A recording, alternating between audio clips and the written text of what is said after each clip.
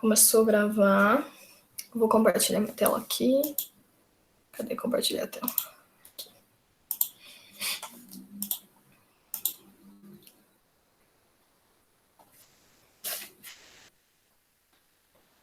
Aí me falem se tá dando pra ver tudo certinho, por favor. Se tá dando pra ver a tela, como que tá? Opa. Tá dando pra ver? Sim. Obrigada. Então, a gente vai dar início à aula 6 de Biologia. E esse mês, então, né, a gente vai, na verdade, entrar num assunto novo da Biologia. Que ele é um assunto muito importante, né, porque eu acho um assunto muito interessante também, e ele costuma cair bastante nos vestibulares. Ele pode parecer um pouco mais complexo do que a ecologia, mas a gente vai ver que a gente vai pegando um jeito. Então, essa aula de hoje, essa parte 1, é mais uma introdução. Ela pode ser um pouco menor comparada às outras aulas, mas ela vai ser mais para introduzir vocês alguns nomes, como funciona mais ou menos, para que depois, quando a gente entre na parte mais específica da coisa, vocês não fiquem com tanta dúvida, tá? Alguém tem um chute do que seria citologia? Tipo, citologia. É o estudo das células, se eu não me engano. Arrasou, isso mesmo. Então, é o estudo da célula, das células. Então, as células são. Elas compõem a gente, né? São micro-organismos, a gente não consegue ver a olho nu, por exemplo, a gente vai precisar sempre do auxílio de um microscópio. E elas vão compor tudo que é vivo, beleza? E aí, quem que foi a primeira pessoa que pensou, né, que conseguiu, na verdade, ver esse micro-organismo escrever sobre, foi um cara que o nome é muito complicado, ele chama Livignon, que é alguma coisa do tipo. Ele era um vendedor de tecidos, tá? E ele era um cara muito metódico, ele gostava dos tecidos dele de uma forma muito organizada, tudo limpo, tudo certinho. E aí, por meio de uma lupa, então ele conseguiu, quando ele colocou a lupa ali no tecido, ele conseguiu ver que havia mais ou menos um movimento. Então, ele descreveu ali um micro-organismo, tá? A célula, então, ela vai ser uma unidade anatômica, ou seja, ela vai compor tudo que é vivo. E aí é sempre importante a gente pensar de célula, tudo que é vivo, ou seja, aquilo que não é vivo não vai ter célula. Por exemplo, o vírus. O vírus, ele é acelular, ou seja, ele não tem vida. Mas depois eu vou falar um pouquinho sobre ele também.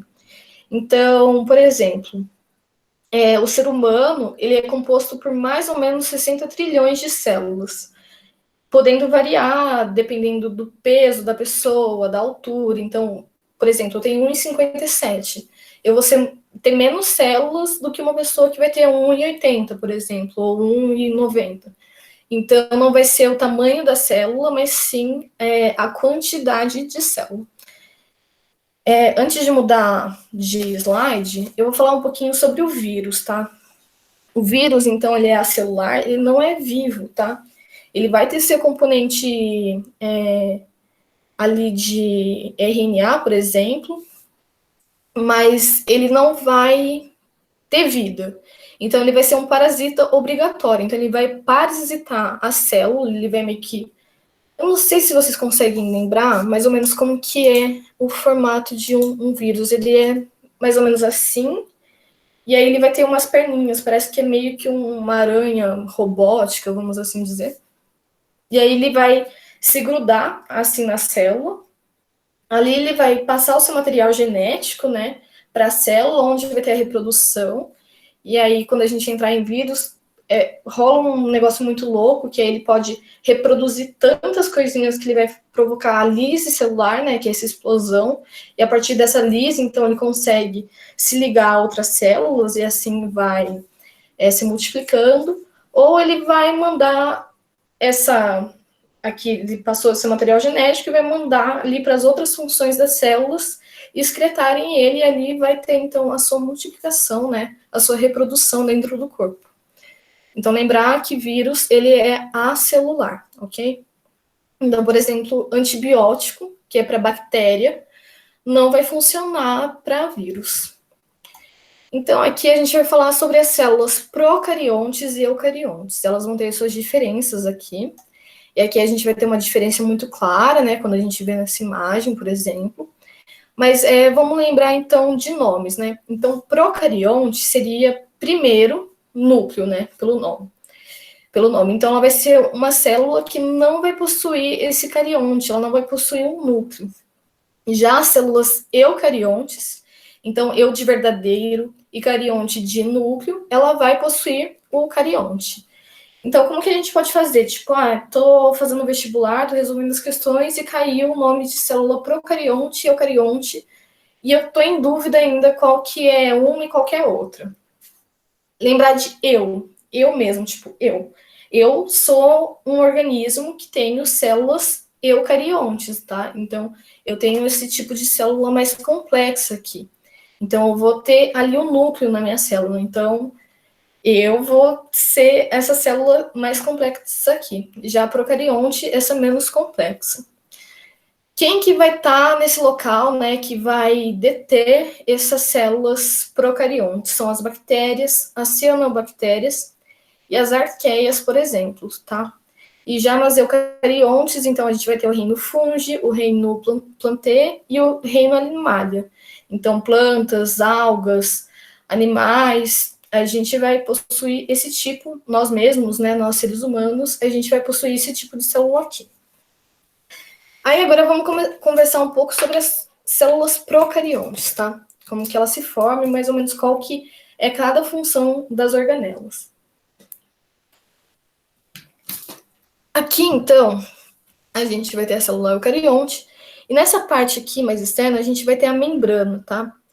Então, a membrana plasmática, ela vai fazer essa separação entre o meio intracelular, né, então de dentro, e do meio extracelular. E ela vai fazer esse papel mais ou menos de segurança, vamos por assim dizer, de ver quem vai poder entrar, que tipo de organismos vão poder entrar ou não na célula, tá? Então, ela vai fazer esse papel de mediar, de selecionar quem entra e quem sai da célula, tudo bem?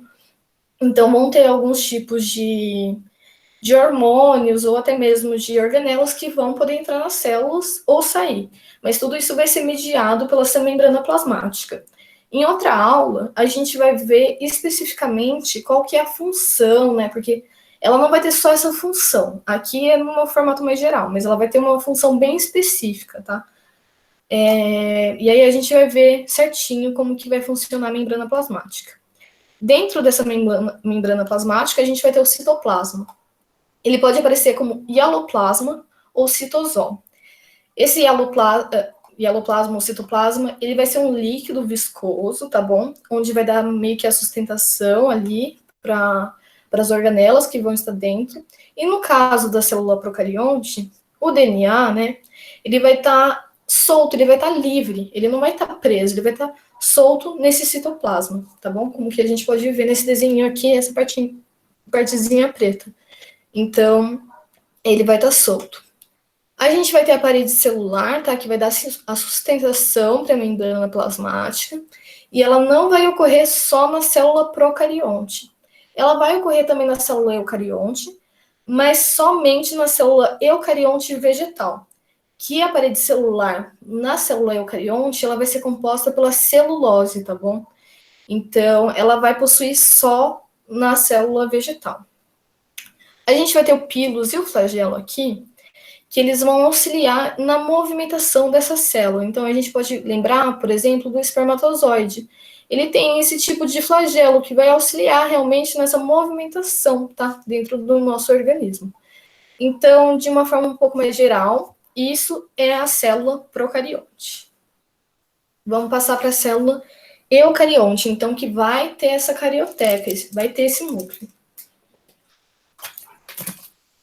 Nesse núcleo aqui, então, vai estar dentro dele o DNA, né, o material genético, que vai ser muito importante porque ele vai trazer a informação para cada tipo de célula, né? Então, vamos lembrar que o material genético, né, o DNA e depois o RNA, ele vai dar informação de como nós somos, não só desse meio físico nosso, mas de cada funcionamento da célula, tá bom?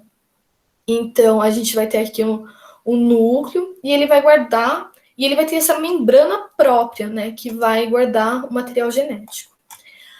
Aqui do lado a gente vai ter o retículo endoplasmático liso e o retículo endoplasmático rugoso.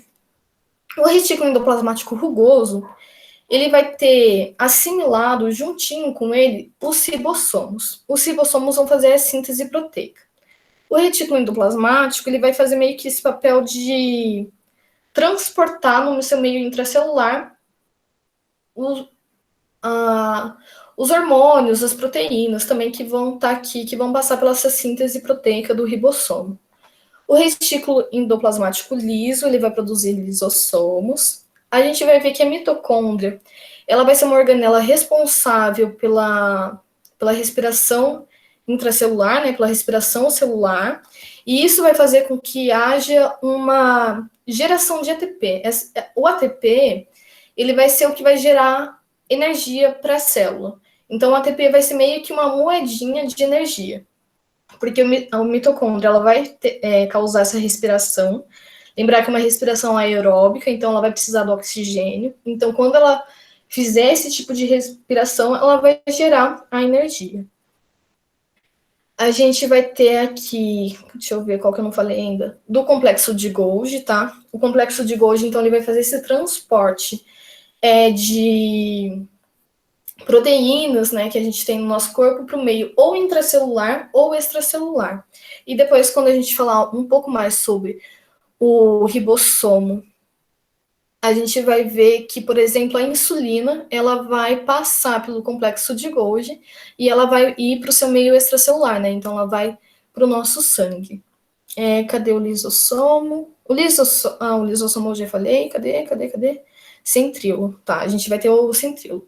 O centríolo, então, ele vai produzir, ele vai originar ou outros centríolos, ou até mesmo os cílios e o flagelo aqui, tá? Então, ele vai ter esse papel aqui.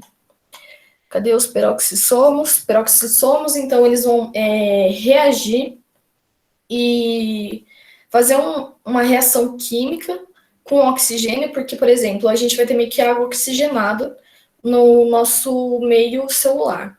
Só que a água oxigenada, ela é tóxica para a gente, né? Então, ele vai fazer uma reação que vai converter esse H2O2 em oxigênio e água.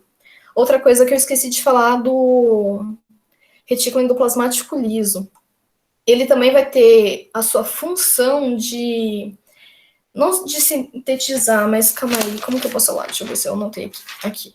Ele vai fazer a degradação de moléculas tóxicas, tá? Então, entre moléculas tóxicas, a gente pode pensar, por exemplo, o álcool, as drogas, os agrotóxicos. Então, quando a gente ingere esse tipo de moléculas tóxicas, né, dessas substâncias tóxicas, o nosso corpo não vai reagir de uma forma tão boa de primeira vez, né? Então, ele vai ter um tipo que vai desintoxicar essa célula. Aí a gente pode pensar, por exemplo, quando, sei lá, há 2, 3 anos, ou a primeira vez que bebe, passa muito mal, tipo, bebe pouco, bebe 2 latinhas, já começa a passar mal, começa a ficar meio tonto, porque o nosso corpo não está acostumado. Então, a gente vai passar por aqui, né, pelo retículo endoplasmático liso, onde vai fazer essa desintoxicação. Quando ele faz essa desintoxicação, vai haver mais produção. Então, assim, se você consome, na verdade, mais substância tóxica, você vai produzir mais retículo endoplasmático liso para que haja essa degradação. Só que, se você é uma pessoa que consome com muita frequência, consome muito, vai haver muita produção desse retículo endoplasmático. E aí, o que pode acontecer? Se houver muita produção disso pelo alto consumo, pode ocorrer a lise celular, então é a morte celular, né? Meio que a célula vai explodir, ou vai produzir muito e você vai passar essa informação para a célula de que ela tem que trabalhar para fazer essa desintoxicação. E isso vai fazer com que as outras organelas, que também têm as suas funções importantes, não tenham tanta energia. Então, isso também vai ser ruim para a célula. Ela também vai ser um papel de fabricação de lipídio e de transporte de substâncias. Aí, aqui eu vou falar um pouco mais sobre o ribossomo, tá? Que aí eu vou até, cadê? Entrar naquela, nessa partezinha aqui. Vocês estão conseguindo ver certinho? Sim, não? Sim?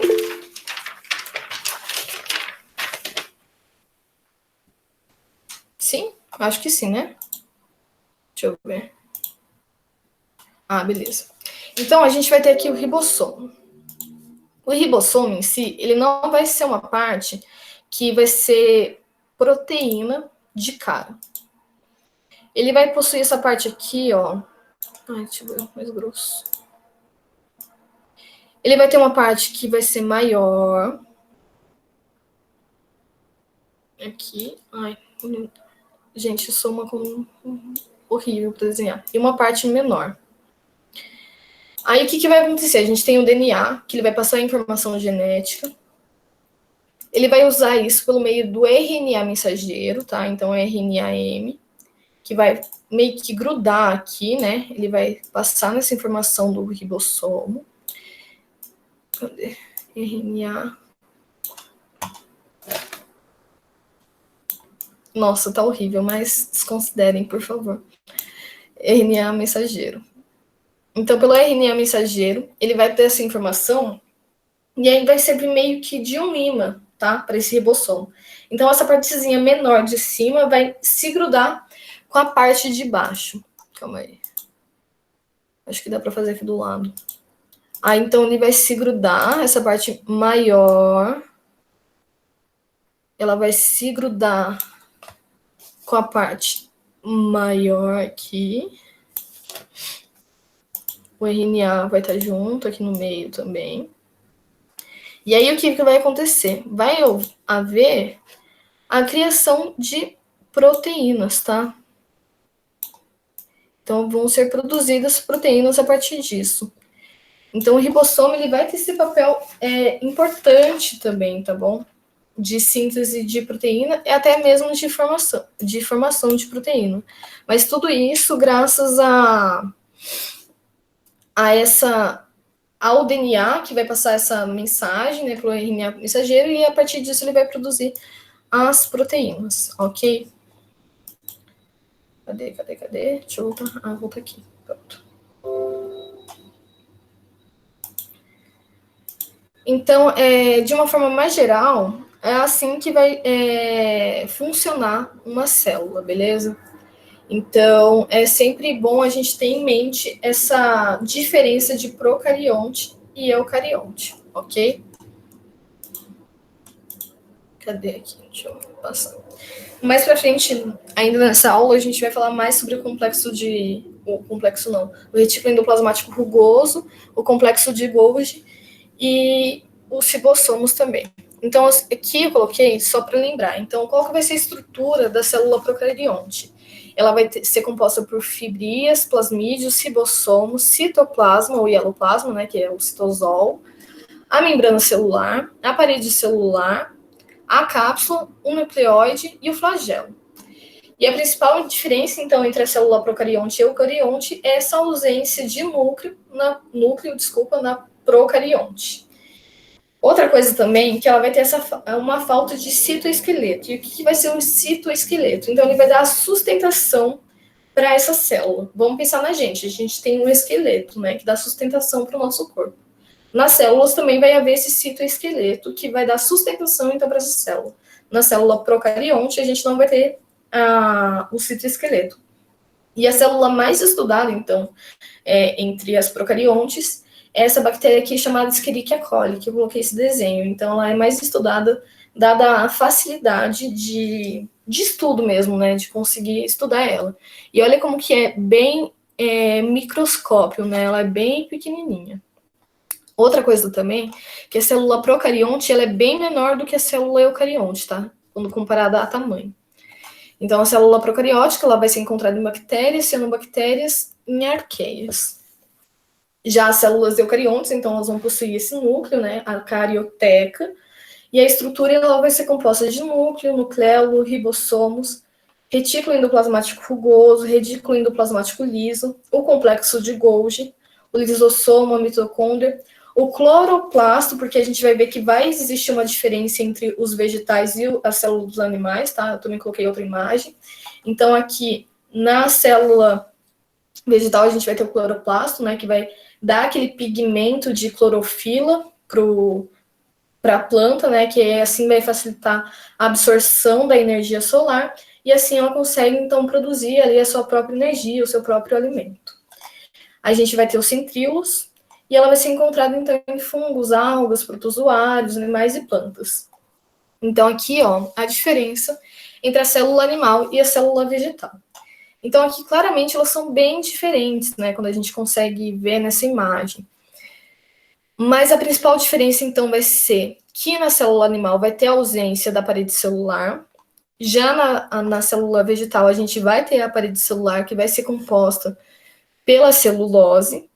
E aqui o cloroplasto, que vai, então, dar esse pigmento verde para a planta. Ela não dá só o pigmento verde. Deixa eu lembrar aqui qual que é a outra cor de pigmento que ela dá, para não falar besteira. É carotenoide. Eu acho que é isso. Deixa eu ver. Só para não estar falando uma besteira. Eu acho que é carotenoide, que vai dar aquela cor, por exemplo, que de cenoura, beterraba, essas outras cores. Ai, gente, onde que tá? Enfim, não tô achando, mas é as carotenoides, é isso mesmo. Então, elas que vão dar esse pigmento, essa cor aos vegetais, que vai facilitar, então, a absorção de luz, ok? Então, aqui só retomando, porque é muito importante a gente pensar nas funções de cada organela, né, que isso costuma ser bastante cobrado.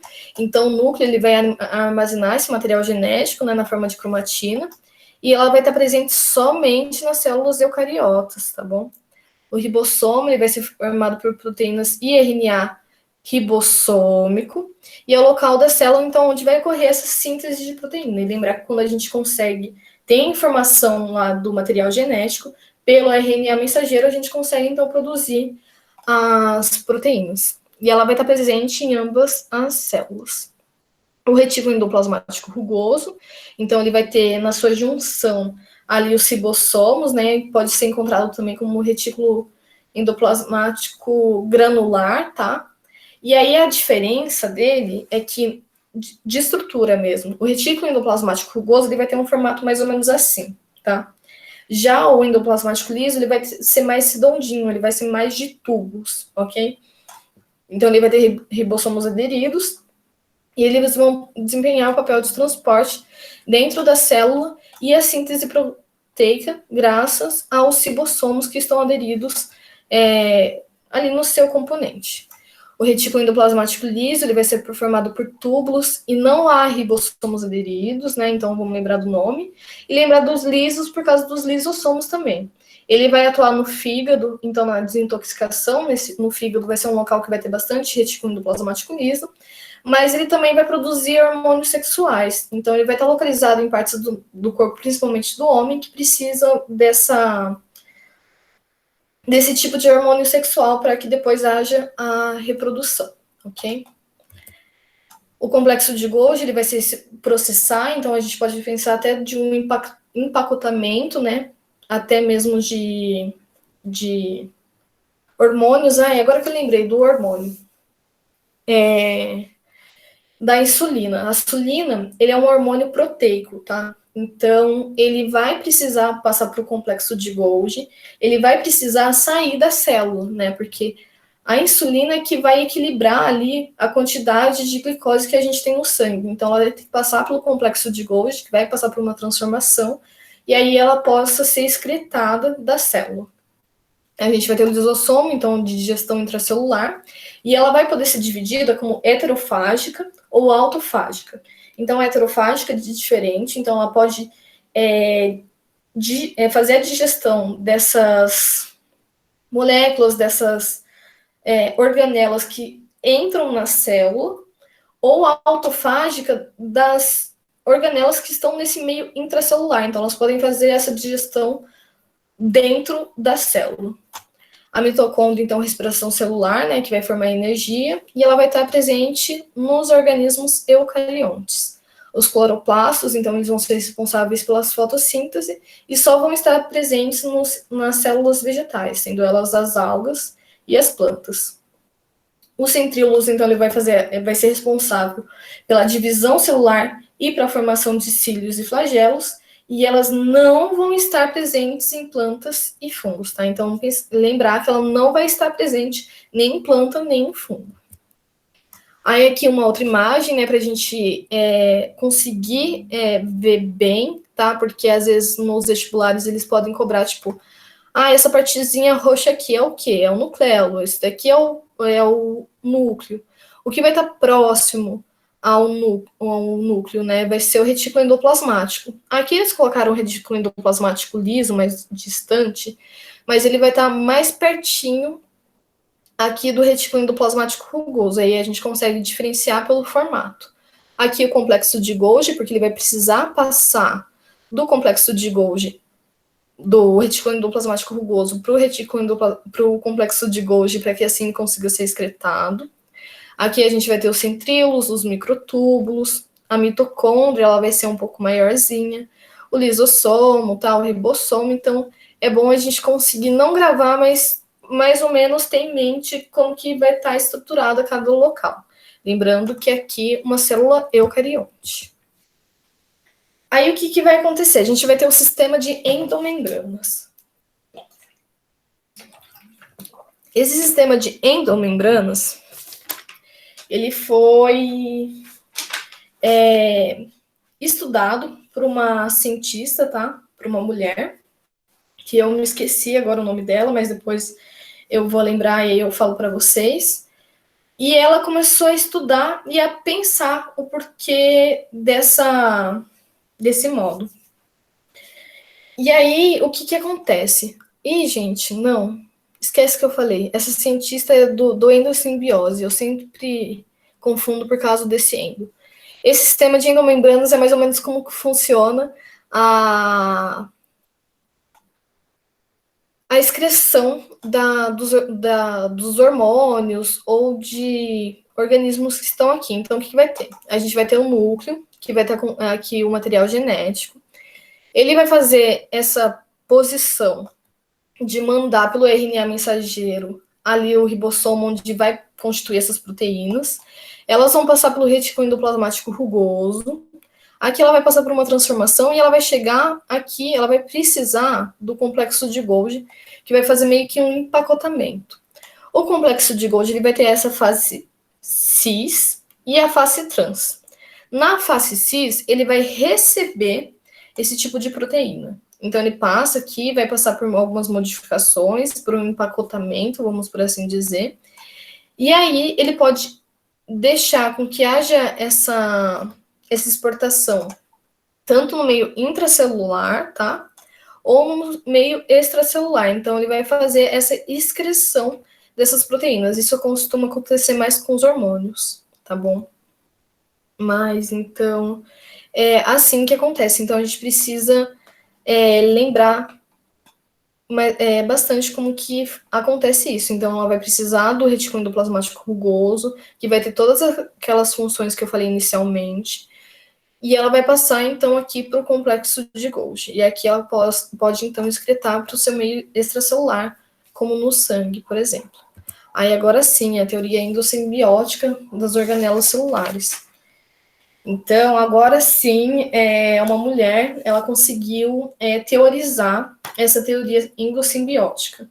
E ela conseguiu evidências porque, assim, ela vai ver que a mitocôndria, é o que a gente vai falar muito nessa parte da endossimbiótica. A mitocôndria, ela vai ter DNA próprio, ela vai ter um tamanho maior, então ela consegue comprovar essa teoria dela. Então, qual que é a teoria? A teoria é que antes existia uma célula pró-eucariótica, se eu não me engano. Eu acho que é isso. E aí ela era menos evoluída do que a gente tem hoje. E ela passa por uma evolução. Então ela vai passar aqui por uma invaginação. Então, invaginação é esse movimento de trazer para dentro. A célula vai fazer esse movimento. e ela vai transformar, então, essas membranas que a gente tem hoje. Aqui nessa foto não tá tão boa. E eu acho que se eu tentar fazer um desenho também não vai ficar muito bom. E vai gastar muito tempo.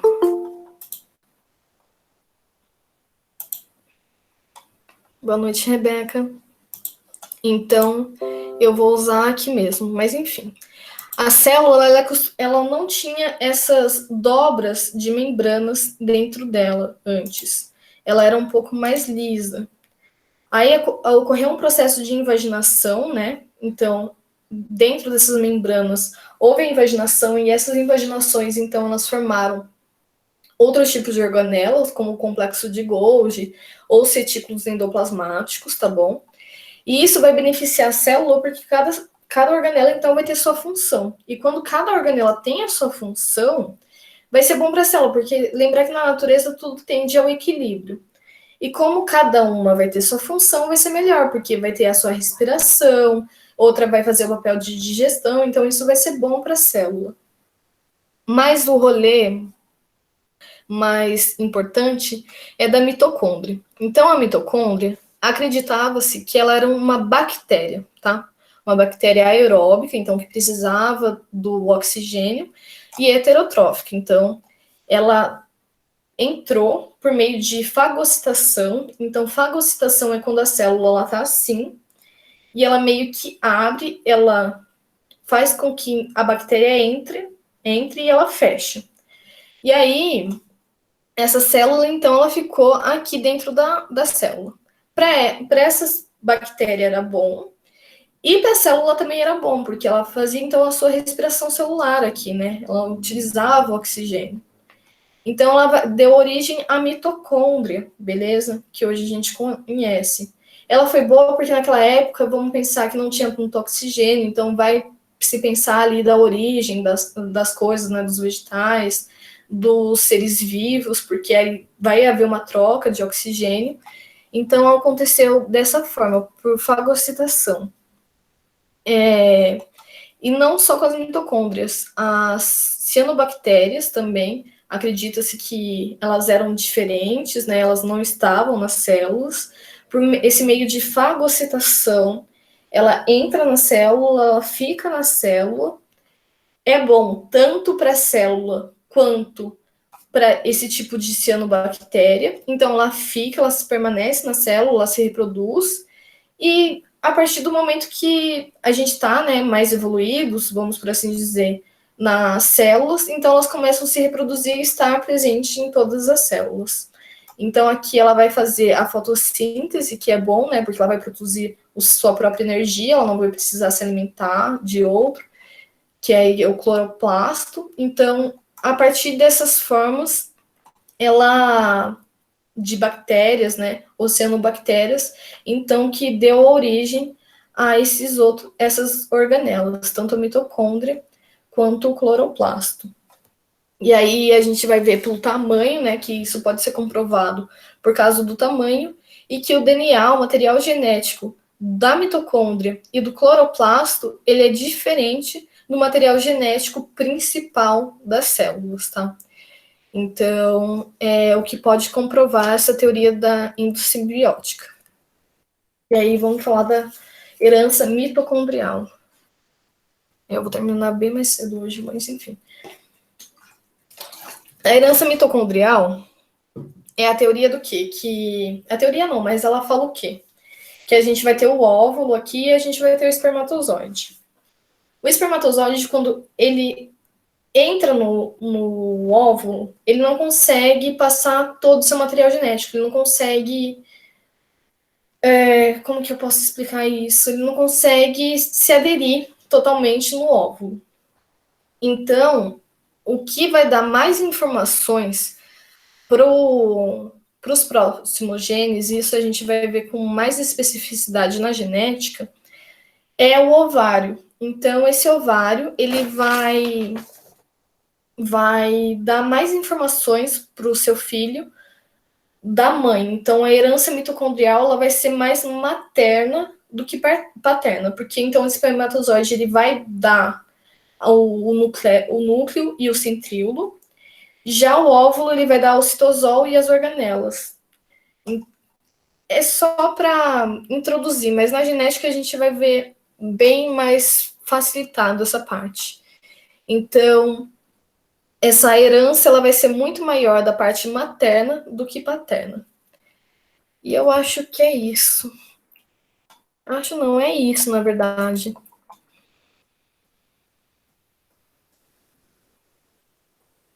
Ai, se tem uma musiquinha! Gente, eu era horrível pra decorar essas músicas, mas é uma boa. Amei. É isso, gente. Tentem gravar. Deixa eu parar a apresentação aqui. Eu vou tentar mandar um material de apoio, porque. E outra coisa que eu vou falar para vocês, gente, eu não faço licenciatura, tá? Eu faço bacharel. E aí muitas vezes pode ser difícil para mim passar a informação para vocês. Então, se teve alguma dúvida no que eu falei, que eu acho que talvez. Não, mas ó, é só entender. Lembra que a gente, pelo amor de Deus, tenta não decorar, tenta entender que cada um vai ter a sua funçãozinha, e aí a gente consegue ver pelo local que ela tá localizada, tá? Então acho que aí facilita um pouquinho como que é cada função. Mas ficou alguma dúvida, gente? Sim, não. Não ficou dúvida porque não entendeu nada? Pode acontecer, já aconteceu comigo.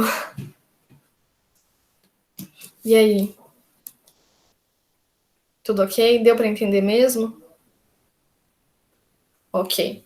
Eu acho que eu vou ter mais felicidade para passar para vocês quando entrar em membrana, que eu acho que é mais a minha praia, talvez.